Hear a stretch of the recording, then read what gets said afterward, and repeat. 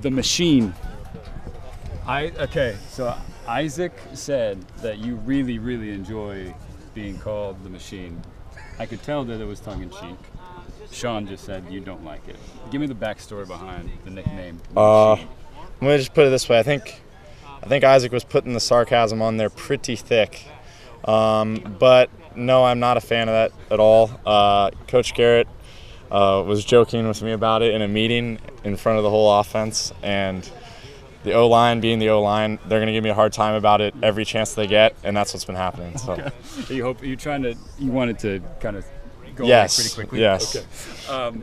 For the Power 5 conference, I don't know how much you paid. It's probably not. You guys are worried about practicing, but the Power 5 conference is getting their autonomy. Mm-hmm. Any changes that you would like to see in college athletics now that you guys can basically make up your own rules? Yeah, I don't know a lot of the details regarding that, but in terms of changes to college football, I think the step that was made with the free meal program is big.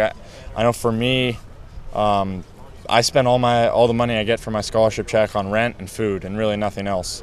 So if there's a way that we can alleviate the expense of food for us, because I feel to be the athlete I want to be for this school, I need to eat more than just the training table meals that are offered to us. So I think if there's ways that they can develop, handling some of the other natural expenses with being in college, maybe you want to go out to eat one night on the weekend, that's going to happen. And I think if we can develop what we do to give athletes the true expenses of living in college, I think that's a good thing. There's a part of the new rule is a committee, and like 80 people, and 15 of those are players. I've been asking who would be the best player representative on the Beavers, and you've been a popular name. Oh. Who would you nominate, or would you nominate yourself? It'd be hard to nominate myself. I don't like voting for myself, but I haven't learned a lot of the specifics yet. I'd say we have a lot of real conscientious guys who know a lot and just smart people. I think that's really all you'd want. I think Isaac Samuel would be a great choice. I think there's a lot of other guys. Connor Hamlet would be a good choice. Defensively, I think Ryan Murphy would be a great choice. Michael Doctor would be another great choice. I think we have a lot of guys that are older guys, just smart, conscientious. Just good guys for that kind of position. A couple for the offensive line, and you can get away from me, Sean. Sean Harlow, he's just a sophomore, but you see him after practice. He's taking these younger guys aside, and some of them the same age, working with him. How have you seen him grow, not just on the field, right, but as kind of a leader with the offensive line, having a couple holes to fill? Well, Harlow's a great player for us, and you almost forget that he's a sophomore. I think he kind of had a trial by fire last year. We'd intended to redshirt him and had some guys go down early in the year, and he played and ended up starting the rest of the year for us. So I think that shows that, once he got that spot, he really held on to it.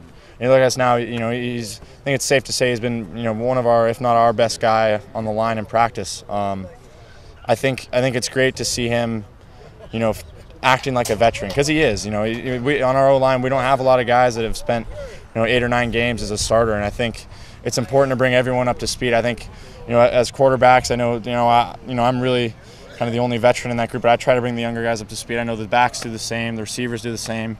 I think it's great for Sean to kind of assume that role because, he is a veteran for us, and he played well last year, and it's great to see that. Another one of those quote-unquote ventures, Gavin Andrews. Mm-hmm. He certainly looks the part. He's huge. Yeah.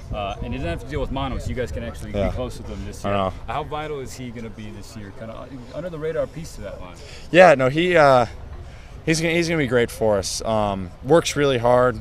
Like you said, his size is kind of unmatched on our roster. And I think last year he was a guy that was probably going to play for us. Just kind of got a tough break.